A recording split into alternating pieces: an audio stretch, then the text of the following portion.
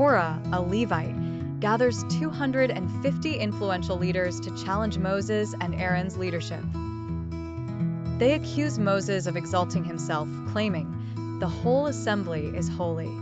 Why do you set yourselves above them?" Moses, deeply troubled, falls face down and prays to God for guidance. Moses tells Korah and his followers to bring censers filled with incense to the tabernacle for God to decide. Dathan and Abiram refuse to meet Moses, accusing him of leading Israel into the wilderness to die.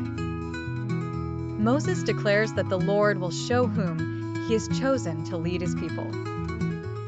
The rebels gather with their censers at the entrance to the tabernacle while the assembly watches.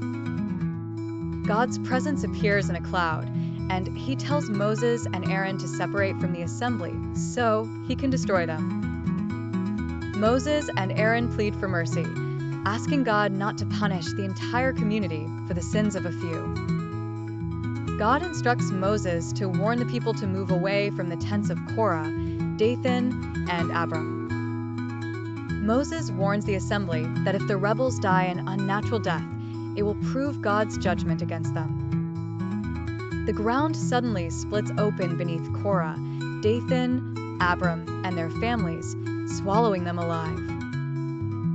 Fire from the Lord consumes the 250 men offering incense, displaying God's holy wrath. The survivors are terrified, fleeing and crying out, "The earth is going to swallow us too." God commands Eleazar, Aaron's son, to collect the censers, which are hammered into plating for the altar as a reminder of God's justice.